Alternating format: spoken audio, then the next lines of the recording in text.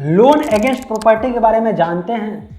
इसमें जो है जब लोन मिलता है तो आपको कितना लोन मिल सकता है, जो लोन मिलेगा उस पर ब्याज आपको कितना देना होगा, और इन द केस कि अगर आप जो है लोन नहीं चुका पाते हैं तो आपके प्रॉपर्टी के साथ क्या क्या हो सकता है, ये सारी बात समझेंगे इस वीडियो में।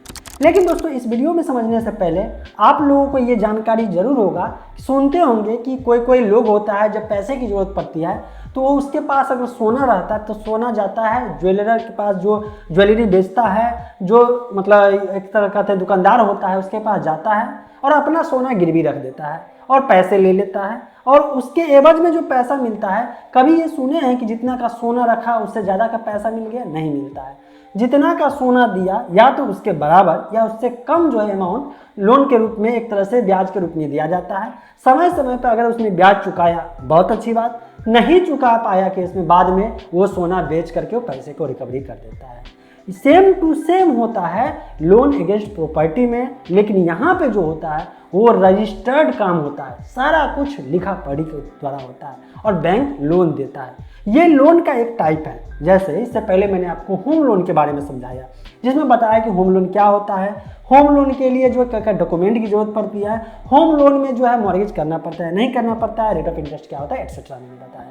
ये जो मैंने मॉर्गेज के बारे में बताया था ये कंप्लीट जो है लोन अगेंस्ट प्रॉपर्टी में डिपेंड करता है। क्या होता है, लोन अगेंस्ट प्रॉपर्टी नाम से समझ में आ रहा है कि आप प्रॉपर्टी देंगे और प्रॉपर्टी के अगेंस्ट में जो है आपको लोन मिलेगा, और ये जो प्रॉपर्टी देंगे इसमें आपको रजिस्टर मॉर्गेज करना पड़ेगा जो लोन देगा उसके नाम से। अब बैंक अगर लोन देगा तो बैंक के नाम से आप ज़मीन को मॉर्गेज करेंगे और जितना का जो मार्केट वैल्यू होगा, अब देखिए मन में सवाल आता है कि आखिर जो प्रॉपर्टी देंगे उसके एवज में कितना लोन मिलेगा। तो लोन डिपेंड करता है प्रॉपर्टी का वैल्यूएशन पे।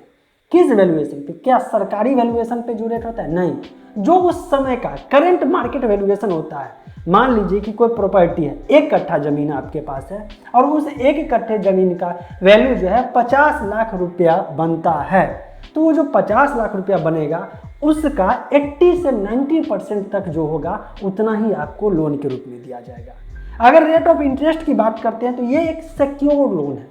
जब भी सिक्योर्ड लोन होता है, सिक्योर्ड लोन का मतलब हर हाल में अगर ब्याज लेने वाला जो है समय पे ब्याज नहीं दिया, बाद में ब्याज नहीं देना चाहा, तो उस मतलब कि जो पैसे को जो है रिकवर किया जा सकता है, इस टाइप के लोन को सिक्योर लोन कहते हैं। तो ये लोन अगेंस्ट प्रॉपर्टी जो हुआ ना, एक सिक्योर लोन हुआ, और जो भी सिक्योर लोन होगा उसमें जो हमेशा रेट ऑफ इंटरेस्ट कम रहता है क्योंकि पता है कि समय पे मिल जाएगा। लेकिन जो भी अनसिक्योर होगा, जैसे पर्सनल लोन हो एक्सेट्रा टाइप का होता है ना, वो सब में हमेशा देखा जाता है मतलब जो लोन का जो रेट ऑफ इंटरेस्ट होता है वो ज़्यादा होता है। इसलिए आप टेंशन फ्री रहिए कि इसमें आपको ज़्यादा रेट ऑफ इंटरेस्ट देना पड़ेगा, क्योंकि ऑलरेडी आप जो है अपना प्रॉपर्टी गिरवी रख चुके हैं।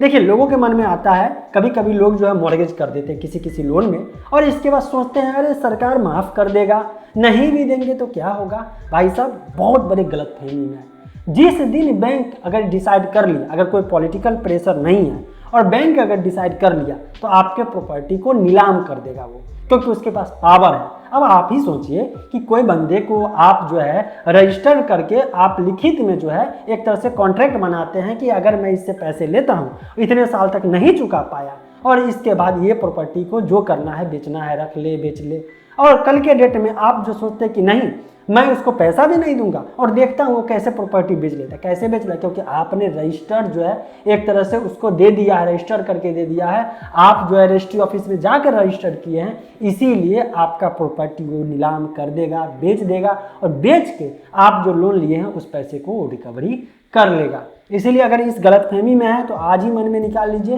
टाइम पे देखिए, अगर आप लोन चुकाते हैं सही समय पर किस्त देते हैं तो आपका रास्ता बहुत सारे खुल जाते हैं। आप जितना का लोन अभी लिए हैं उससे ज़्यादा का लोन बाद में ले सकते हैं। आपको समझ में आ गया लोन अगेंस्ट प्रॉपर्टी क्या होता है? इसी तरह से और भी लोन के बारे में जानकारी चाहिए तो नीचे कॉमेंट में लिखिएगा। वीडियो अच्छा लगा शेयर करके लोगों में जागरूकता फैलाइएगा। मिलते हैं फ्रेश और अपडेट इन्फॉर्मेशन के साथ नेक्स्ट वीडियो।